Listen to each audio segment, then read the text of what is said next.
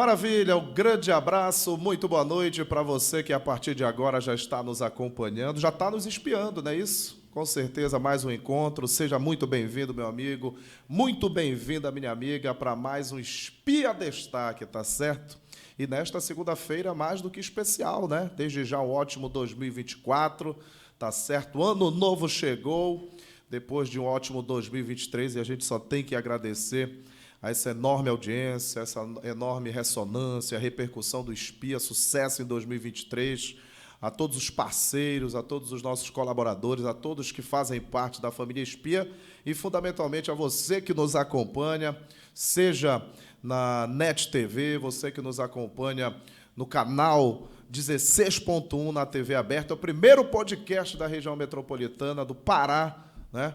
Na TV aberta, um grande abraço a você que nos acompanha, você que nos acompanha no YouTube. Aproveita e vai lá também, se inscreve no nosso canal, vai lá no nosso Instagram, tá bombando, viu? E temos muito conteúdo, muitas informações e a gente começa o ano, começa essa segunda-feira com o nosso Espia Destaque. E já apresento aqui nos nossos estúdios professor Gerson Dourão. Que satisfação para começarmos aí um 2024 aí com certeza com muita energia positiva, tá certo? E saudando a nossa grande audiência no estado do Pará, em especial no Moju, professor Gerson Dourão também, como falei, professor, coordenador também do Sintep no município de Moju, no estado do Pará como todo, e vamos falar muito desse trabalho. Vamos falar de educação, nada melhor do que começar o ano, né, falando de educação e levando a mensagem para o nosso município do Moju e para todo o estado do Pará, tá certo? Antes de pedir o boa noite do professor Gerson, quero lembrar para você, se inscreve lá no nosso canal, vem com a gente, mande sua mensagem no nosso WhatsApp, o celular já está aqui para receber a sua mensagem também, você que nos acompanha na TV aberta, no 985932323. Já está na tela aí, né, Jonathan? Nosso Jonathan Rocha, nosso amigo Junião, tá certo? E o nosso Wellington Baby, rapaz, a turma aí no pós-Réveillon, ainda tem uma turma aí se recuperando das comemorações, mas é assim mesmo, vamos lá. Feliz 2024 a todos nós e todo mundo aqui, olha, espiando aqui conosco. Você sabe, de segunda a sexta-feira, sempre 10 da noite, uma programação do Espia. E hoje o nosso Espia Destaque. E amanhã vamos estar junto também no Espia Esporte. Professor Gerson, vamos brindar. Satisfação, meu amigo, em tê-lo aqui no nosso programa. Seja muito bem-vindo. Saúde. Saúde a todos nós. Um ótimo 2024. Obrigado pela presença aqui para estarmos nesse início de ano aí, batendo esse papo e já todo mundo espiando. Muito boa noite, seja bem-vindo, professor. Boa noite, Jorge. Parabenizar pelo canal, parabenizar pela sua audiência, por esse espaço, né, de construção, de debate nossas mídias e na TV paraense. Então, uma satisfação enorme estar aqui. Também pedir aqui ao nosso Divino Espírito Santo que possa estar nos iluminando nesse 2024, nos dando sabedoria, os livramentos necessários, e que seja um ano de muito trabalho, um ano de grandes realizações para todos nós. Eu acredito que é importante a fé e é importante que a gente trabalhe, lute todos os dias para conseguir alcançar os nossos objetivos. Então, feliz 2024 a todos que nos acompanham, a todo o nosso povo do estado do Pará, da nossa região do Baixo Tocantins, em especial os nossos irmãos e irmãs do nosso querido município de Moju. Perfeito, né? E vamos falar, como eu citei aqui no início do programa, né, muito sobre o nosso querido município do Moju, você que tem um largo trabalho, é mojuense, né? Você é filho de Moju mesmo, né? Você é de onde, professor? Lá de Moju? Do interior da cidade mesmo, não? Não, da região campesina. Nasci na zona rural do município de Moju, certo, numa comunidade localizada em um ramal chamado Ramal Jupuúba, certo, a 26 quilômetros da sede da cidade, né? E é próximo. Sim. Em que pese Moju ser um município de dimensão continental. Exatamente. Só para ter uma ideia, Moju faz limite do Baixo Tocantins com praticamente quase todos aqueles municípios, né? Município de Abaetetuba, de Igarapé-Miri, de Barcarena, de Acará, de Tomé-Açu, de Tailândia. Tailândia, na verdade, é parte de Moju e Acará, né? Há 36 anos era praticamente todo Fazia Moju parte, e Acará. foi emancipado, né? Nós fazemos limites também com Breu Branco, né? Quem vai para Tucuruí, até o Breu, né? passa sobre uma ponte chamada Mojuzinho, aquilo aí é o limite de Moju com Ouro Branco. Então, hoje são quantas comunidades? São, como você falou, uma dimensão imensa e são muitas comunidades. Nós temos mais de 180 comunidades no município de Moju. Mas a gente tem uma questão, Jorge, de uma especificidade de Moju, que também é de grande parte do nosso território, do estado do Pará. Moju tem 2/3 da nossa população residindo no campo e apenas 1/3 na cidade. Então, nós temos mais de 180 comunidades, é um território muito grande, mas Moju tem, nas últimas décadas, ele tem sofrido com uma espécie de perda de território. Né? Então, há um abandono das gestões de algumas áreas limítrofes e essas comunidades terminam se auto-identificando com outros municípios. Então, Moju hoje tem aproximadamente 90 mil habitantes, mas eu considero que o Moju deveria ser o polo do Baixo Tocantins, deveria ter, na minha avaliação, mais de 160 mil habitantes. Perfeito. Então, isso porque perde território para grande parte dos municípios vizinhos. Exatamente, né? No radar desses municípios vizinhos. Exatamente. 90 mil, você falou, boa parte concentrada na zona rural, né? Na extensão. Como é a divisão na sede do município dos 90 mil? 2/3 na zona rural e apenas 1/3 na cidade. Perfeito. E para você ter uma ideia, né, a dimensão, como o município do Acará também é muito grande, né, toda a região, e a gente vai tratar dessa questão, professor. E eu queria inicialmente nessa conversa, já que estamos falando aí no início de um novo 2024, um novo ano e tudo mais, e falar da sua experiência também, né, da sua dedicação na questão educacional, você como professor, né, um grande educador, uma grande liderança no município do Moju nesse sentido, e queria que você falasse um pouco da sua história, né, na educação e como você vê hoje a educação propriamente no município de Moju. Perfeito, Jorge. Na verdade, como já colocamos há pouco, nasci uma comunidade do campo, mojuense, e estudei ali as minhas primeiras, na época a gente chamava série, né, hoje é ano. Então, até a 4ª série na comunidade onde nasci, depois vim para a cidade continuar os estudos. Sou formado em pedagogia pela Universidade Estadual do Pará, sou formado em matemática também pela UEPA, sou especialista em educação do campo pelo IFPA.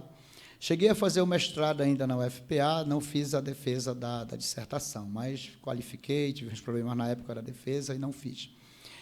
Mas passei no primeiro concurso público de Moju em 99, então estou desde 99, já hoje com 23 anos de efetivo exercício no município, e estou com 13 anos como especialista em educação na rede estadual de ensino, né?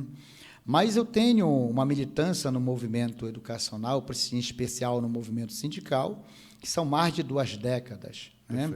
Ainda hoje sou coordenador do Sintep Subsede Moju, mas sou coordenador de assuntos educacionais do Sintep estadual, entidade que eu venho participando aí durante todo esse período e que eu considero um grande patrimônio da educação pública no estado do Pará, porque um sindicato que hoje nós temos subsedes em mais de 130 municípios do Pará, dos 144, é um sindicato que, com 40 anos, comemoramos agora no ano passado, em 2023, no final agora de 2023, 40 anos do Sintep. Sim. E desses 40 anos eu estou acompanhando 25, porque o meu primeiro congresso eu participei quando eu ainda era estudante, né, lá secundarista, eu já participei do primeiro congresso do sindicato. Então, a gente tem essa militância. E falar do processo da educação, tanto em Moju quanto na região do Baixo Tocantins, no estado do Pará, é falar de uma política pública que a gente não só tem acompanhado dentro dos espaços de sala de aula, mas a gente tem acompanhado também via movimento. Eu tenho participado de muitos debates, de muitas entidades ligadas ao processo educacional do Moju, do Baixo Tocantins e no estado do Pará. Eu fui coordenador por algumas vezes do Sintep Subsede Moju, coordenação geral. Fui coordenador várias vezes na Regional do Baixo Tocantins. E quando eu falo Regional do Baixo Tocantins, explicar aqui que não é a divisão do IBGE, é uma divisão que nós criamos dentro do Sintep, porque são muitos municípios, a gente dividiu por região. Então, nós temos 10 regionais dentro da organização do Sintep estadual. Perfeito. E uma dessas regionais é a Regional do Baixo Tocantins, que compreende os municípios desse lado aqui da alça, Barcarena, Baitetuba, Igarapé-Miri, Moju e Tailândia, e do outro lado, Bujaru, Concórdia, Acará e Tomé-Açu. Então, nessa região, eu tenho participado de muitos debates, em especial de discussão de planos de carreira, de plano de carreira dos trabalhadores de educação. Entre 2008 e 2012, eu estava entre a estatística de poucos professores que discutia financiamento da educação no Estado e que fazia debate de plano de carreira. Então, eu escrevi várias minutas para fazer discussão com o sindicato, com os trabalhadores e com as trabalhadoras, encaminhar para a Câmara para que se tornasse minuta de debate, se tornasse depois lei. Então, a gente participou, em especial, participei de todas as discussões dos planos de cargo, carreiras e remunerações do Baixo Tocantins, desses 9 municípios, mas eu cheguei a fazer debates em Alter do Chão, em Santarém, em Itaituba, Estado como todo, né? em Bragança. Então, muitos desses espaços eu fiz discussão de financiamento de educação. Eu me especializei em olhar folhas de pagamento, fazer análise de impactos, e militei muito nesse período discutindo a educação. É óbvio que eu também fui coordenador de um fórum de educação do campo, que nós criamos no Baixo Tocantins em 2006, o Fórum ECAT, porque como nós vivemos numa região que a maior parte da população se concentra no campo, na zona rural, a gente discutiu um fórum que deveria discutir essa educação do campo. A gente partia muito da concepção que a educação que nós temos hoje, grande parte dos nossos municípios, ela tem um currículo, ela tem uma experiência a ser socializada com os nossos alunos, que é muito urbanocêntrica. E um município como o de Moju, que tem o maior território quilombola do Baixo Tocantins, são 17 comunidades quilombolas.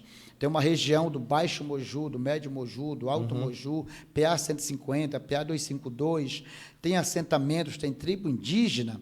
Há uma diversidade de população e de conhecimento e de saberes nesses espaços que uma educação urbanocêntrica, às vezes, conflita com esses costumes, com esse conhecimento. E a gente criou para discutir uma educação que nós, na época, falava, deveria ser uma educação do campo e não para o campo. Isso é muito interessante, né? Porque você entende justamente e abraça essa causa da pluralidade, da diversidade, né? Como você fala, né? Você tem um direcionamento ali no centro, né? na área urbana, na sede do município, mas no campo, né? Na zona rural, você tem essas especificidades, né? Exatamente. E o que a gente consegue observar do processo educacional, ainda enfatizando um pouco da primeira pergunta que você me fez, é que nós temos uma educação que ela tem as suas dificuldades, né?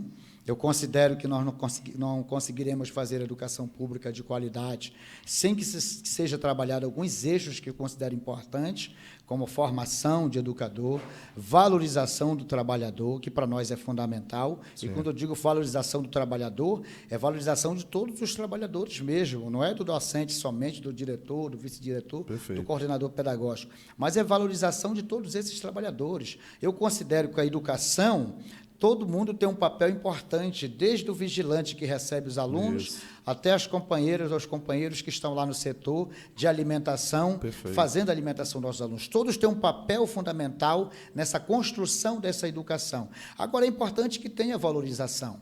Agora, para além disso, é preciso ter um currículo que dê conta dessa diversidade, é preciso que a gente tenha escolas estruturadas para receber os nossos alunos e garantir que os alunos possam ter esse processo de ensino-aprendizagem num ambiente adequado, ter alimentação escolar na quantidade e com qualidade, ter transporte escolar, uma série de elementos que eu considero fundamental para fazer educação pública em qualquer espaço. E mediante toda essa sua experiência, todo esse conhecimento que você explanou, não só do Moju, mas de toda a região do Baixo Tocantins, né?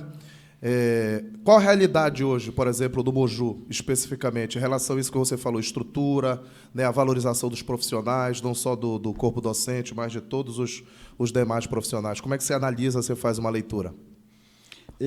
Jorge, quando a gente fala de uma realidade de um ente federado e trata de uma política pública como a educação, que ela é fundamental, e que em grande parte dos nossos municípios, se você pegar só a principal fonte de financiamento da educação, que é o Fundeb, ele já ultrapassa os 50% do orçamento total do município. Isso é uma realidade. Talvez do que nós chamamos de Baixo Tocantins, tanto pela divisão do IBGE quanto pela nossa divisão do Sintep, sim, o único município que talvez não atinja isso é o município de Barcarena, por conta da arrecadação das empresas, sim, que têm ali, que tem uma arrecadação alta própria. O resto, todos os outros municípios, só o Fundeb, ele já ultrapassa a linha dos 50% do total do PIB desses municípios. Então, o que é que eu considero que é importante? É que dessa arrecadação esse recurso seja bem aplicado. Entendeu? Qual é a realidade que a gente observa hoje no município?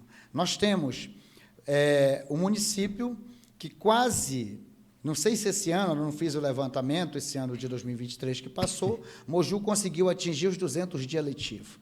Né? E quando eu digo os 200 dias letivos, são os 200 dias em que teve aula. Não quer dizer que são os 200 dias em que a aula começou às 7 e terminou às 11, ou que teve as 4 horas de aulas, como está preconizado na Lei de Diretrizes e Base. Então, nós temos um problema com a quantidade de dias letivo, porque as aulas começam muito tarde e terminam muito cedo, para que se tenha uma economia, um racionamento de recurso por conta das altas contratações. Temos problemas ainda de alimentação escolar, uma alimentação escolar muito precária ainda, que precisa ser trabalhado. Inclusive, quando você pega a lei que trata da alimentação escolar, a lei do PNAE, do Programa Nacional de Alimentação Escolar, ela já garante que até 30% dos recursos até o mínimo de 50% deveria ser comprado da agricultura familiar, mas isso termina, sim, que a gente não consegue observar na realidade. Transporte escolar ainda também com muitas dificuldades, estrutura de escolas. Moju teve muitas pinturas de escola, mas é um município que ainda tem horário intermediário, só para ter uma ideia.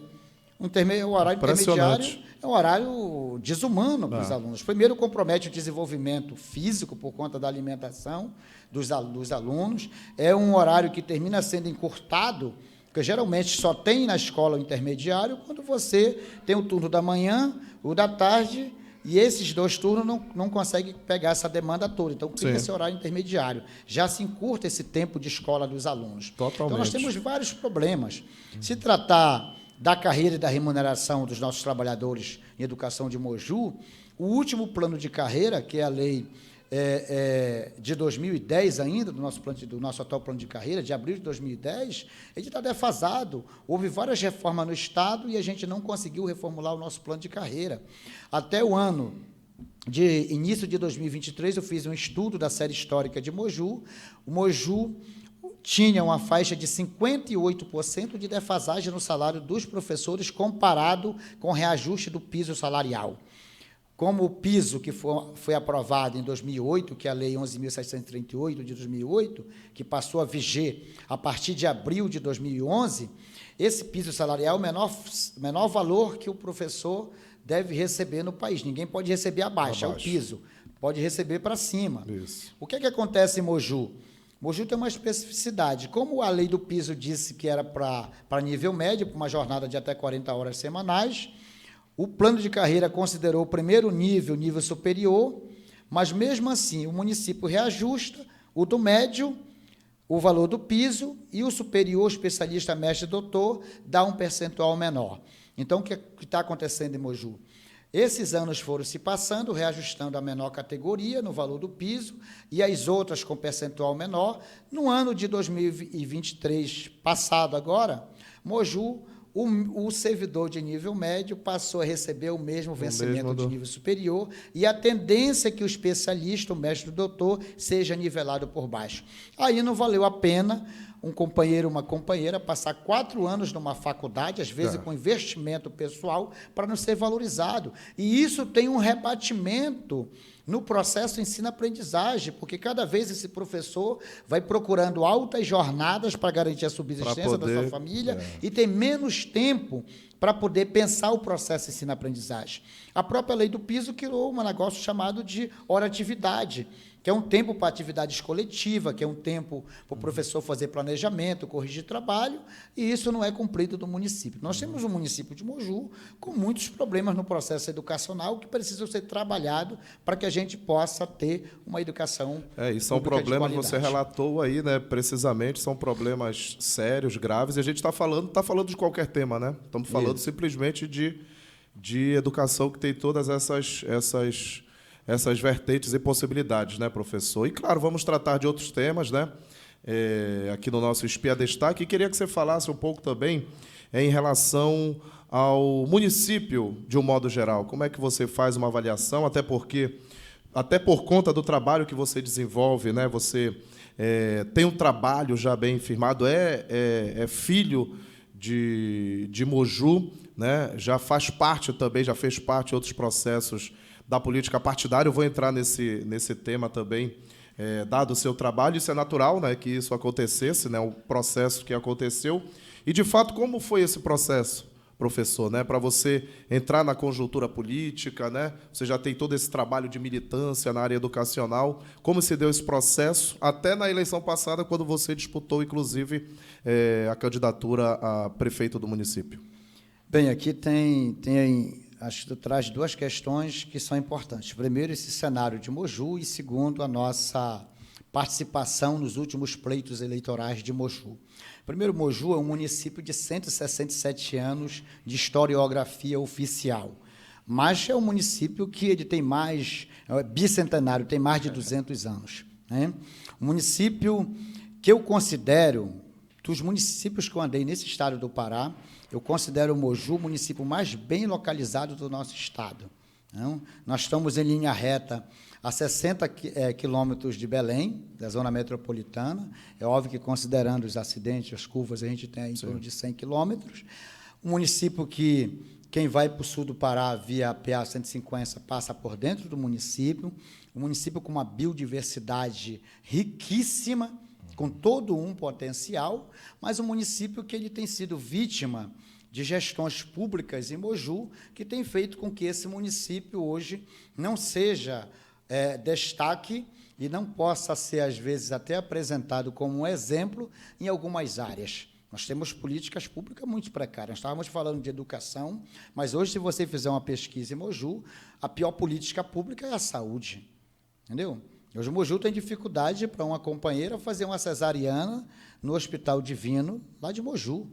Né? E desse a gente brincava com um amigo nosso, uma brincadeira mais assim, num tom de seriedade, que daqui a pouco a população de Moju vai deixar de existir, porque hoje não se faz uma cesariana lá, os meninos nascem no Hospital Regional de Abaetetuba, no materno infantil de Barcarena, ou lá no de Tailândia, que você sabe, quando uma criança nasce, já sai de lá praticamente registrada e com adjetivo pátrio da outra cidade. Já do outro município. Pra você Aliás, ver, é uma situação lamentável, né, o que você está relatando, mas é um fato, né, pela importância histórica, por toda a importância geográfica e estratégica de Moju, pelo que a gente observa, Moju parou no tempo aí, por muito tempo, de fato. Exatamente isso. Então, com políticas públicas aí como a saúde, que a gente vem contextualizando, grande parte da atenção básica de Moju não é atendida em outros municípios, e isso faz com que a gente tenha um município com muitas dificuldades. Mas tem uma questão aqui, para me entrar nesse cenário e depois entrar no processo do político, nas participações dos últimos pleitos, eu considero que o Moju é esse município desse grande potencial. Agora, é óbvio que a gente tem que dar conta de reorganizar esse sistema de ensino, organizar a principal política pública que hoje as pessoas mais cobram, que é a saúde pública. Agora, o município também tem muitas dificuldades com a geração de emprego e renda. Só para contextualizar aqui, nós fizemos uma das pesquisas para consumo interno nesse nosso processo de pré-candidatura agora, para esse ano, para o pleito de 2024, e a gente, dos 400 entrevistados que a pesquisa que foi entrevistado pela pesquisa, 81% declararam que sobrevive com uma renda menor de que um salário mínimo. Nossa. Então, uma população empobrecida. 81% dos entrevistados. Então, o município que está cercado por as empresas do agronegócio, mas que grande parte da mão de obra especializada vem de outros espaços, né? O município que grande parte dos empregos estão no serviço público e um comércio desaquecido. E desaquecido por quê? Porque essa economia de Moju, a riqueza produzida de Moju, ela termina não aquecendo a economia municipal. Como nós somos um município de extensão muito grande, nós temos os contatos com os outros municípios e as riquezas produzidas nesses limites, ela aquece a economia dos outros municípios. Dos outros, e não de Moju. Então, tem que ter um plano para pensar esse processo estratégico do desenvolvimento de Moju, fazer com que esse trabalhador, o homem ou a mulher do campo, que produz a riqueza no campo, chegue até a cidade, aos principais polos, para aquecer a nossa economia, para gerar emprego, porque a gente sabe que uma cidade que não tem grande parte de arrecadação de impostos, o comércio é um grande produtor de serviços e de emprego. Então, Moju sofre disso. Você desce aquela ponte vindo em direção a Belém, as 14 comunidades que tem ali, 11 em relação com a Baitetuba, 3 com Barcarena, de uma região lá do Boa Esperança, que é o quilômetro 50 da PA 150, vai toda para a Tailândia. O nosso Cairali é uma região riquíssima, bela, mas que tem relação com Mocajuba e Baião. O Médio Moju, grande parte vai para Igarapé-Miri. Então, você tem um município que a renda... coisa impressionante. Ela vaza para os outros municípios e não aquece a economia de Moju. É um trabalho árduo de reestruturação, repensar nesse processo, o processo totalmente político de Moju. E eu faço uma pergunta, pegando esse gancho, professor, porque a gente sabe, você falou da importância da zona rural, né, da economia na zona rural, tem o comércio, claro, na sede do município, mas eu suponho que a própria questão da agricultura familiar é muito forte, né, também em Moju. Como é que está a questão da infraestrutura, das acessibilidades, dos ramais, por exemplo, né, no município do Moju, que isso é de fundamental importância, justamente para escoar essa produção e para várias outras questões. Perfeito. Tocaste num assunto, Jorge, que eu considero fundamental, o processo da agricultura familiar. E vou lhe dar um dado. Hoje, dificilmente você chega na cidade de Moju e você consegue comprar uma melancia que seja de origem da agricultura familiar de Moju. Porque Moju não tem feira, não tem um processo de escoamento dessa produção, não tem um incentivo para que esse trabalhador venha para o campo. Nós temos uma malha rodoviária muito sofrida, precarizada pelo abandono do sistema político. Hoje mesmo, se você pegar já o primeiro dia do ano de 2024, a gente ainda está vivendo sob o caos que a população que nós consideramos do território do Jambuaçu, que tem 17 comunidades quilombolas, várias comunidades, sofreu com o Natal e final de ano por conta de uma ponte sobre um rio chamado Rio Bar, que está a 2 quilômetros da sede da cidade, que não foi feito o processo de manutenção e as pessoas tiveram que vir para o ônibus de um lado da ponte, atravessando a lama para o outro lado, para pegar um ônibus do outro lado para chegar até a cidade. Só para você ter uma ideia do sofrimento da nossa população pelo processo do abandono de um projeto político que dê conta de organizar isso. E eu considero a agricultura um processo fundamental, mas quando a gente discute fortalecimento de agricultura, tem que compreender que não é dizer que vai fortalecer a agricultura. Precisa trabalhar o processo de regularização fundiária, trabalhar o processo de políticas de financiamento, ter um novo projeto voltado para que o agricultor, o homem e a mulher do campo, possa ser atendido dentro de um outro aspecto. Eu, quando trabalhei no campo, na agricultura com meus finados pais, era um formato de se fazer agricultura. Hoje, o país exige que seja repensado esse processo, sim, esse contato do homem com a floresta, Totalmente. Tem que ser totalmente diferente, num outro formato de se produzir a agricultura. Isso tudo é fundamental para que seja discutido. Mas eu estou te devendo uma pergunta que você me fez sobre a nossa entrada no processo político. Eu participei da minha primeira eleição em 2012, em Moju. Na época, eu estava professor em Barcarena, professor em Moju, coordenava o Sintep Regional do Baixo Tocantins, era o período que eu estava fazendo mestrado também em Belém, e fui convidado a concorrer àquele pleito, aquela eleição.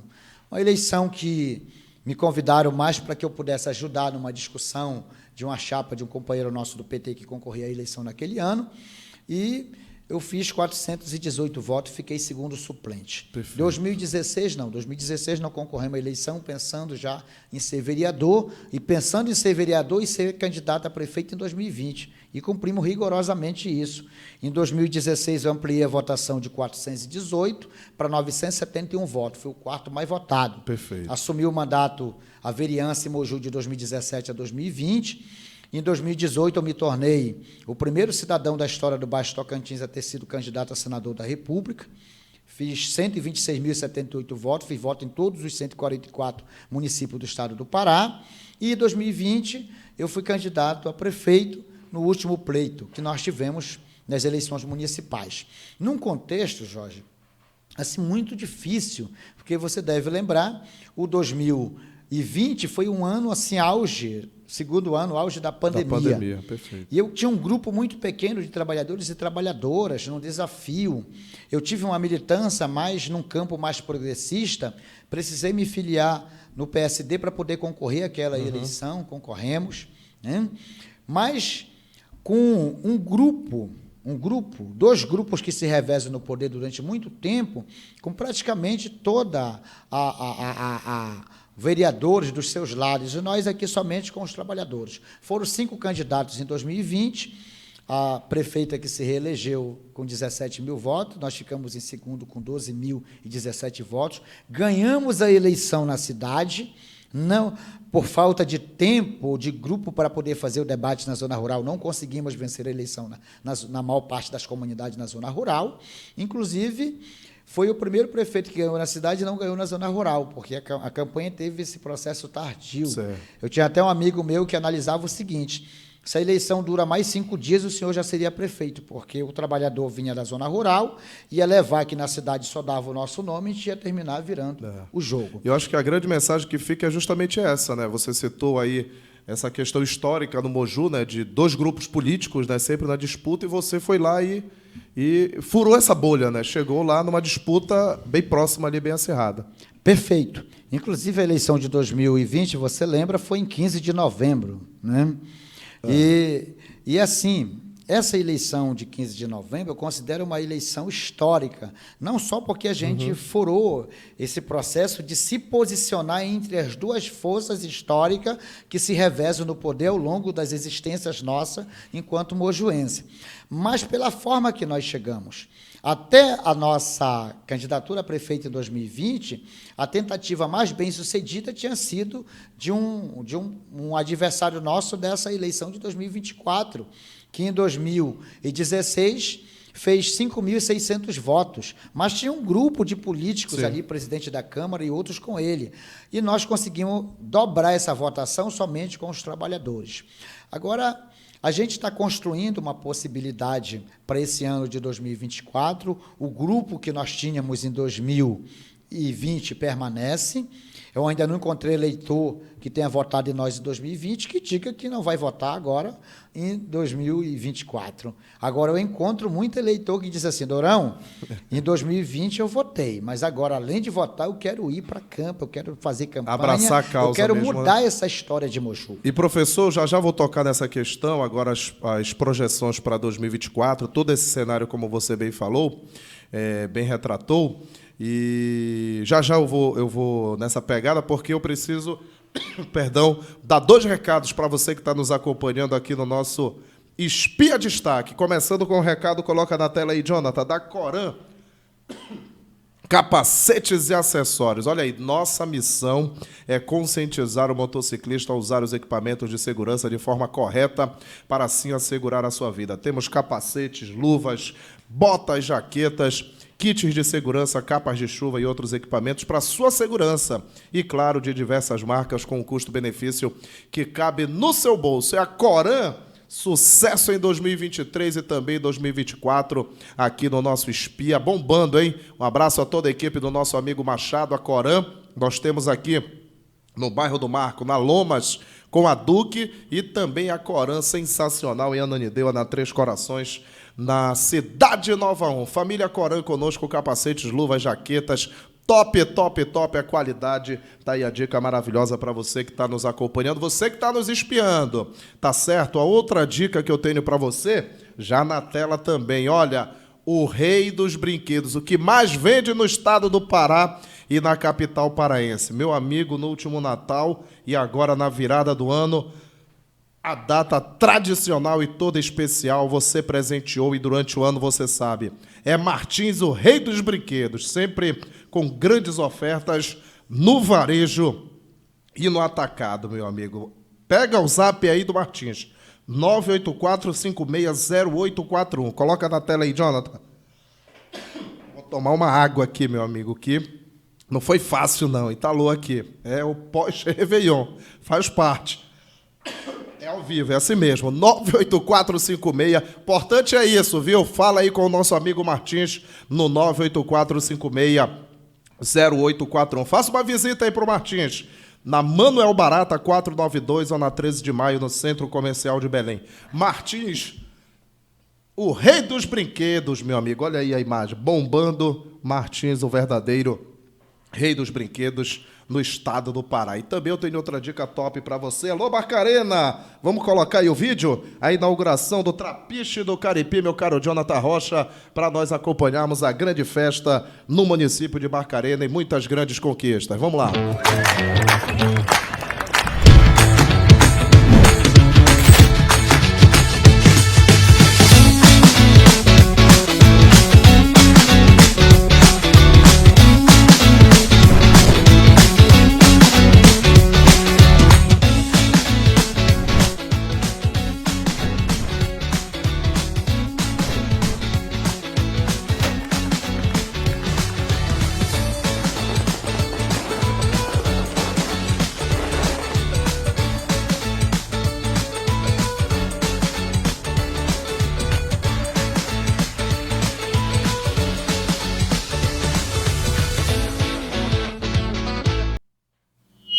Muito bem, veja aí, olha, Barcarena, a Prefeitura Municipal de Barcarena, é o trabalho que une o nosso povo na gestão do prefeito Renato Ogawa, da vice-prefeita Cristina Vilaça, tá certo? Aliás, Barcarena atingiu, é importante falar isso, uma meta fantástica, viu? De parabéns aí, contemplando o ano de 2023, com muitas obras, com muitas realizações, que foi a cobertura odontológica chegando a 100%, né?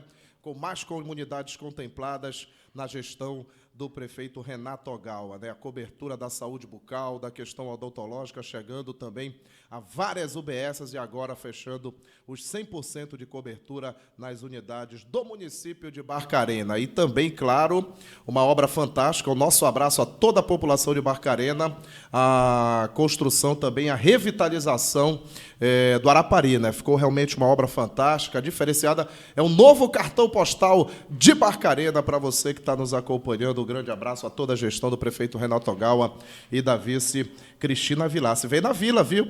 Vem também na Vila, vem aí a nova orla. Nós mostramos o novo Trapiche também lá do Caripi. Bom, voltando aqui com o professor Gerson, a gente falava de educação, falava do cenário, professor, né? Do cenário político. E, claro, você já tem todo esse histórico aí na luta, né? Já no último processo foi muito bem votado, né? É pré-candidato, né, a prefeito de Mojuí. Como é que você está observando esse cenário político mojuense? Bem, eu tinha um autor que dizia que a gente, quando faz qualquer análise, a gente nada tá fazendo além de que comparar realidades. Então, eu parto da onde a gente parou ainda agora, na comparação do 2020 com esse 2024.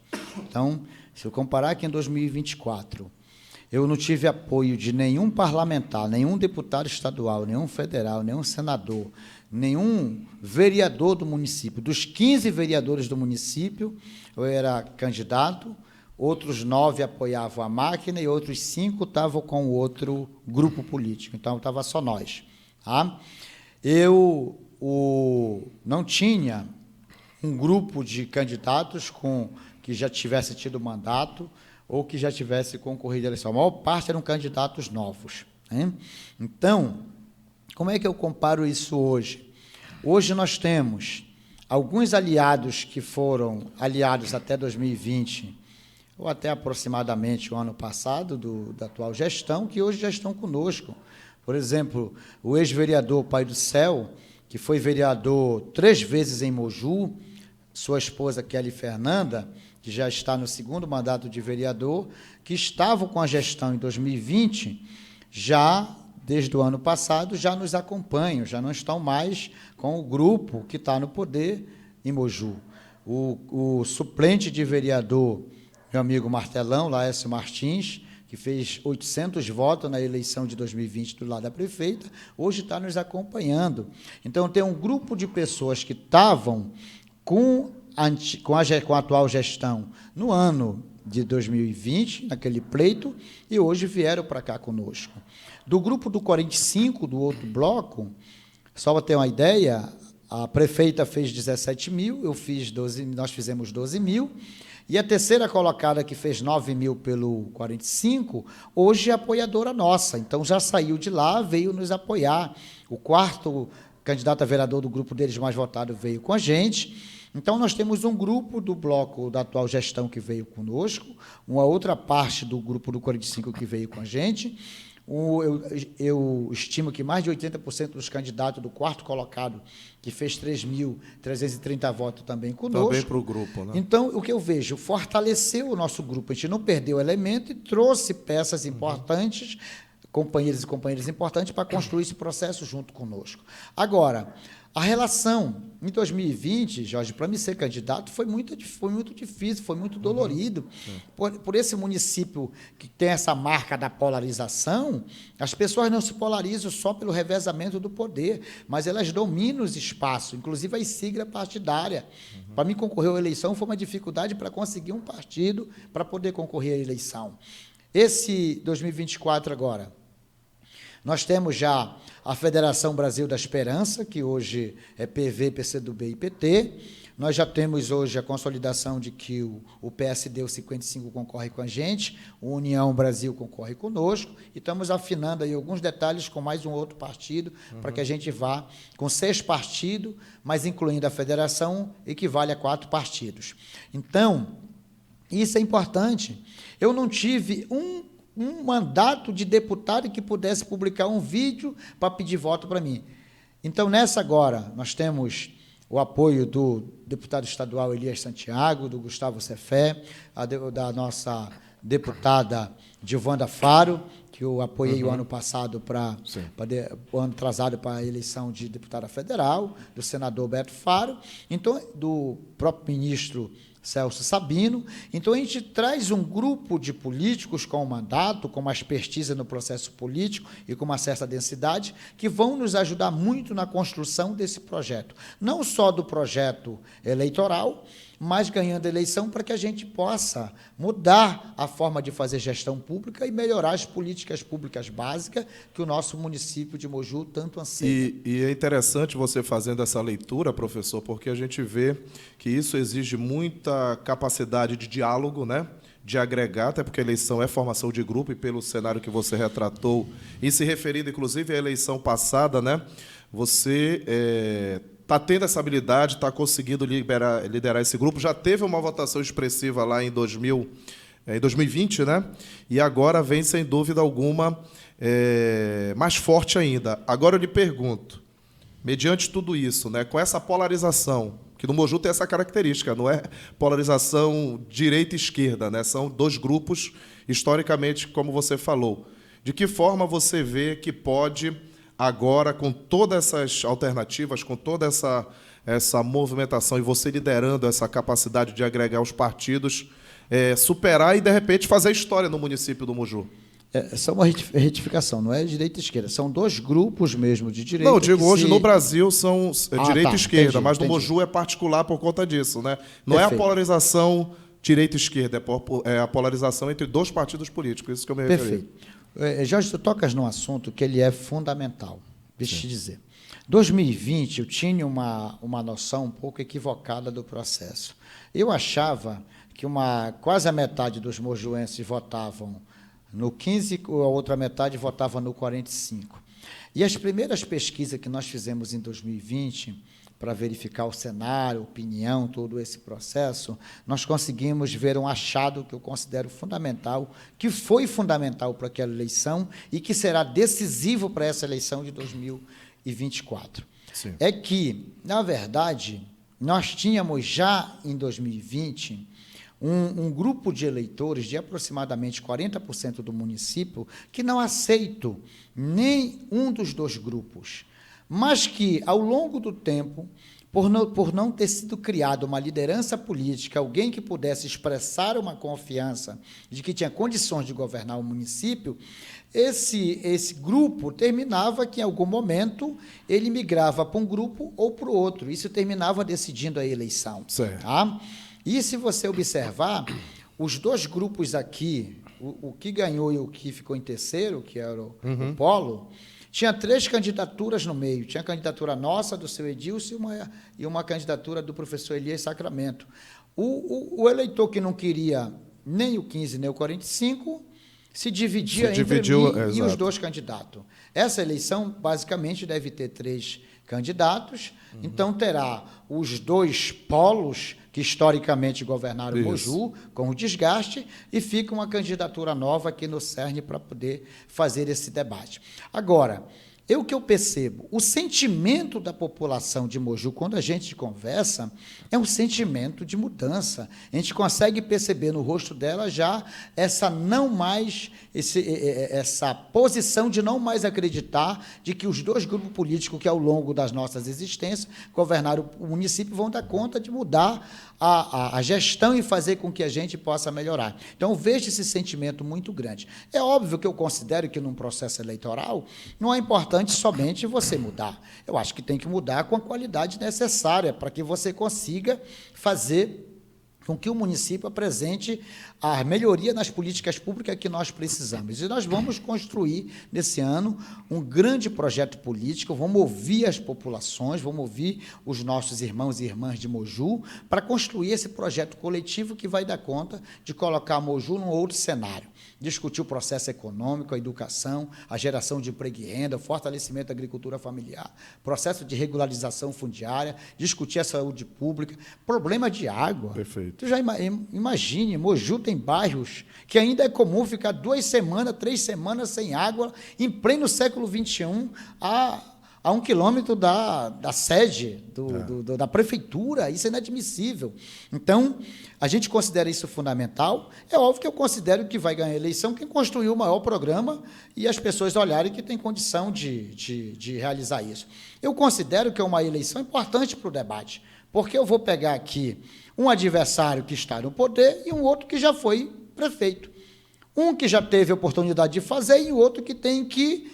É a lei da semeadura, tem que colher os frutos que plantou. E aí o município, com todas as situações que tem, a gente tem certeza que vão fazer um grande pleito, uma grande discussão e colocar Moju num outro cenário, no cenário que merece. E por isso eu me referi a essa polarização específica, né, particular lá de Moju, que não é de direita e esquerda, mas entre esses 2 grupos políticos. E como você frisou aí, né, eu ia tocar nesse ponto. Um que hoje está na gestão e outro que já foi governo, né? E você vem justamente como essa nova perspectiva e nova possibilidade. E aí a pergunta... já vou ler também algumas perguntas aqui que já estão chegando da nossa audiência. Eu lhe pergunto, você citou aí a questão, já falamos aqui da infraestrutura, da saúde, a questão da educação, né, vários outros pontos. Essa questão da água, isso aí é trágico, né? Isso aí infelizmente, é a realidade, como você está relatando, né? E de que forma você observa, mediante todo esse cenário, a sua perspectiva para trazer possibilidades e uma nova visão de governança para o município de Moju?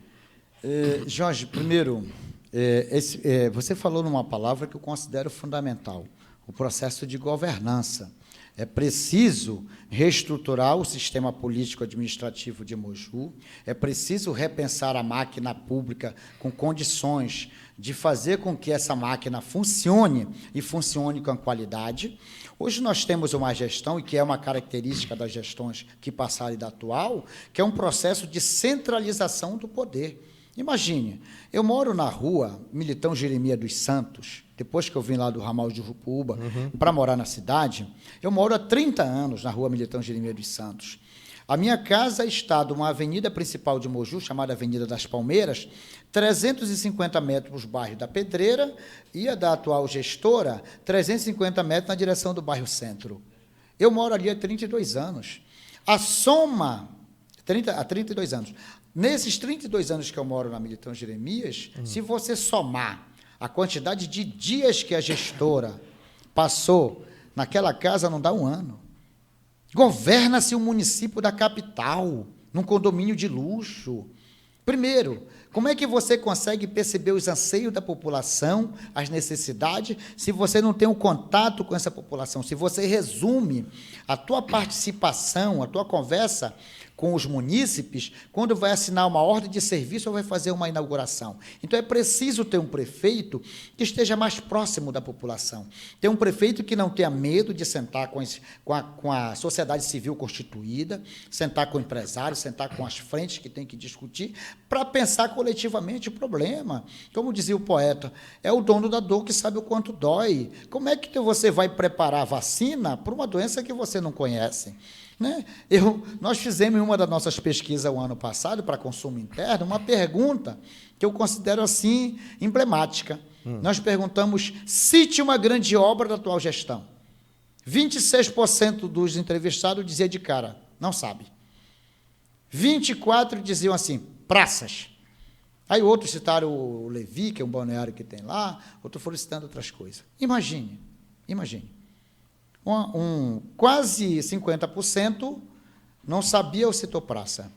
Tu conhece algum dado histórico de algum ente federal, de algum país, de algum estado que se desenvolveu fazendo investimento apenas em pequenas praças? Não tem.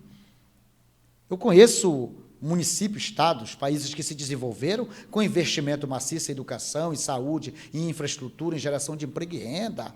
Então, percebe, nós temos que fazer uma inversão desse processo da gestão pública, uma gestão que aproxima, fazer com que as secretarias funcionem, dar autonomia, pegar esse processo da predominância de ter, não tem como você ter uma máquina pública, uma gestão, somente com técnicos. É óbvio que no processo de governabilidade você precisa contemplar os parceiros, o pessoal que está na construção com você, mas é preciso também que tenham pessoas que tenham condição de ocupar os espaços, as pastas com a qualidade necessária. É preciso ter cuidado com a gestão dos recursos públicos. Imagine, nós tomamos conhecimento do ano passado que só uma empresa que detém a licitação do recurso para pagamento do serviço prestado na saúde, que em 13 meses recebeu 13 milhões de Moju, 1 milhão por mês, e quando a gente vai olhar as notas que foram pagos, são pagos por uma série de especialidades que, quando a gente chega nos postos de saúde, nas UBS, no hospital, não tem. Servidor recebendo via Pix, sem nenhuma legislação, sem a garantia do desconto da patronal, do INSS patronal, dos direitos desse trabalhador, dessa trabalhadora, entendeu? A gente tem conhecimento que existe mais de 300 trabalhadores em folha de pagamento que estão lá na folha, mas que não estão prestando serviço. Eu lembro que a eleição de 2022, que eu concorri para deputado estadual, um diretor de uma escola mandou me dizer, olha, aqui na escola em que eu sou diretor, só nessa escola, uma escola de porte nem chega a médio, tem 14 trabalhadores lotados que recebem que nunca apareceram na escola. Então, olha só, você pega aqui um servidor, digamos, que ganhe que fosse R$1.000, mas em um ano já vai para 12 mil, 24 mil, 48 mil em 4 anos, jogando 21% de patronal em cima, veja quanto vai dar. Mas eu estou falando de uma escola com 14 só aí. Olha desperdício de recurso. Como é que você faz educação pública de qualidade com um sistema desse que não tem o cuidado, o zelo com a aplicação do recurso público? Então, quando eu digo que nós precisamos fazer esse processo de renovação, esse processo de mudança, mas é a mudança na gestão, mas a mudança programática, com um programa de governo que dê conta de fazer com que a máquina pública ineficaz hoje funcione a favor do desenvolvimento do município de Moju. Perfeito, professor. Bom, já estamos na reta final do programa, tá certo? Estamos aqui com o professor Gerson, também grande liderança do Sintep, coordenador do Sintep no Moju, enfim, no estado do Pará. Professor, e para fechar, mediante tudo isso que nós estamos falando, né, da situação do Moju, tem uma pauta interessante que eu acho que é importante, já na reta final, repito, do programa, a nossa querida Cristina Rainer marcando presença. Obrigado, Cristina, pela presença, acompanhando aqui os bastidores do nosso programa. Ela que é presidente da Federação Brasileira de Jornalistas e também da nossa FEAFRO, né, o nosso Instituto Internacional da Amazônia. Ela toca numa pauta como especialista, que é uma pauta importante, eu tenho certeza que você vai desenvolver também, sobre a questão do turismo, né, no município do Moju. As potencialidades que nós temos na Amazônia de um modo geral, mais especificamente no Moju, né? E ela fala sobre o turismo de base comunitária, o mapeamento dos roteiros turísticos vinculados à produção em cadeia, enfim, a questão das comunidades quilombolas que você citou, né? São 17 no Moju, enfim, todo o turismo gerando trabalho, desenvolvimento, renda. Eu queria que você tocasse nessa pauta, que é uma pauta de fundamental importância também. Perfeito, perfeito. Primeiro, agradeço a Cristina. E eu parabenizo, né? A gente tem um discurso de igualdade nesse país, perfeito, mas tem muita coisa ainda para mudar. Tem uma companheira nossa à frente de espaços que são importantes para a discussão, né? E o turismo é uma pauta da ordem do dia, entendeu? Para geração de renda, para geração de emprego. E Moju, como eu dizia no início do nosso bate-papo, ele tem um potencial enorme para o próprio turismo. Mas o município, Jorge, que primeiro precisa resolver alguns problemas históricos. Imagine, um município que existe uma falsa sensação de segurança, em que as pessoas têm que pagar, senão não tem segurança durante os meses ou são assaltadas. Um município com uma malha viária problemática. Então, fica difícil você desenvolver. Então, o Moju tem que ser preparado, todo esse processo dessas rotas, desses espaços que são turísticos, para que a gente possa fazer com que atraia as pessoas para estar investindo, para estar visitando o Moju. O Moju tem comunidades quilombolas, tem 2 territórios de comunidades quilombolas, tem tribo indígena, tem uma área com potencial enorme que pode ser explorado desse ponto de vista.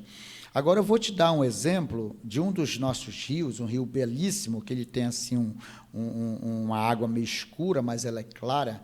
Quando a gente adentra, a gente percebe que é uma área clara, chamado de Rio Bar.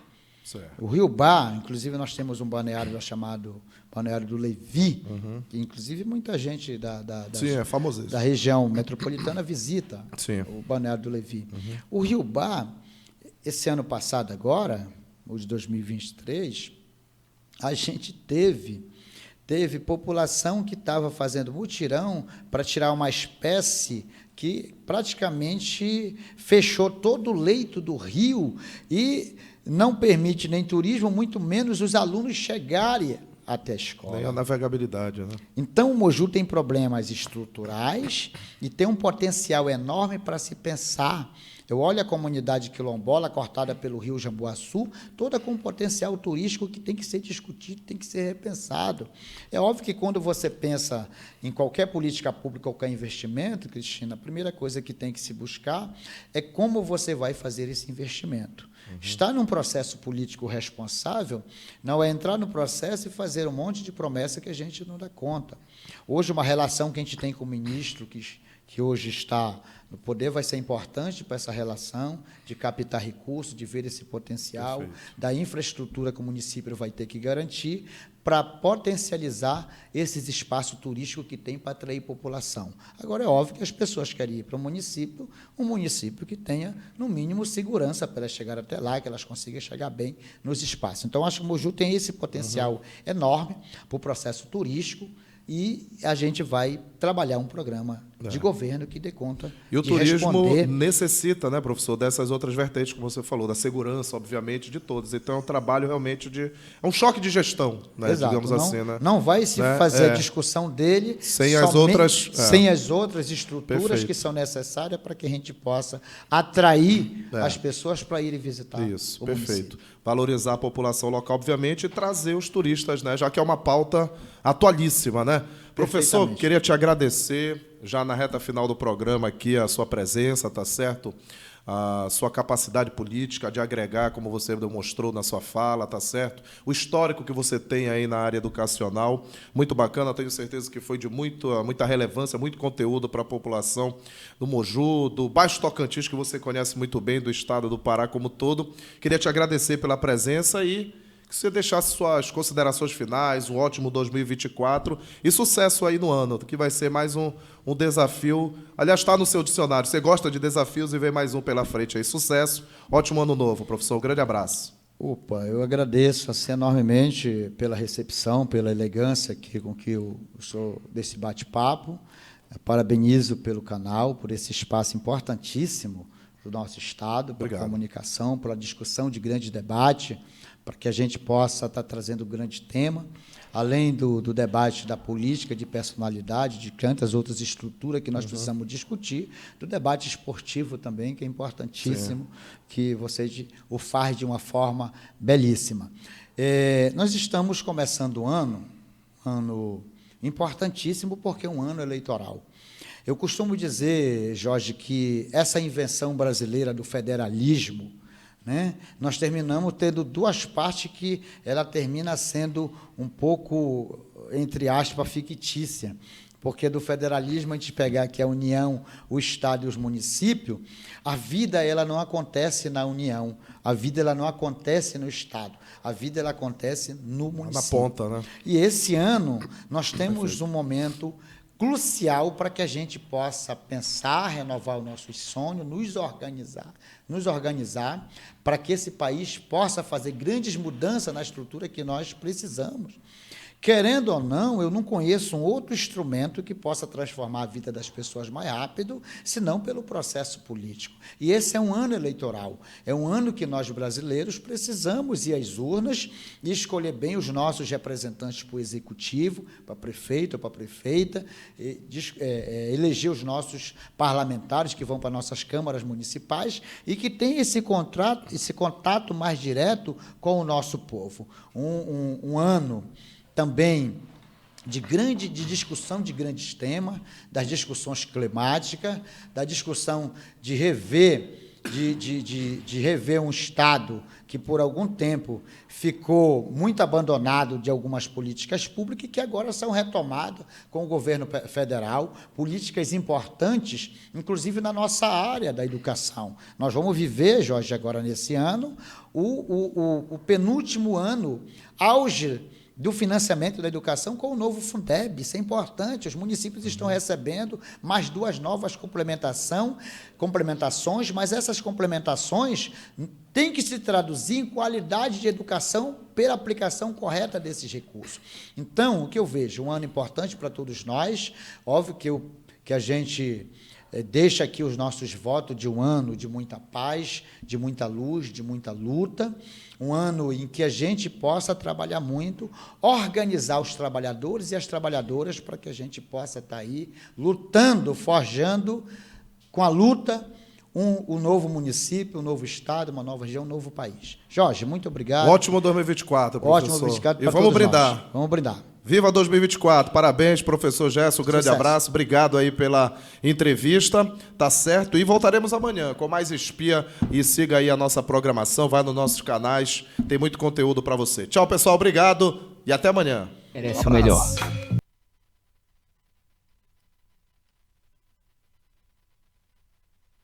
Bem-vindos a MS Music. Aqui você encontra os melhores instrumentos musicais e equipamentos de áudio para fazer o seu som decolar. Temos ampla variedade de novos produtos, desde guitarras e teclados até microfones e mesas de som. E o melhor de tudo, estamos com promoções imperdíveis em todos eles. Se você é músico iniciante ou profissional, nossa equipe está pronta para lhe ajudar a encontrar o equipamento perfeito para as suas necessidades.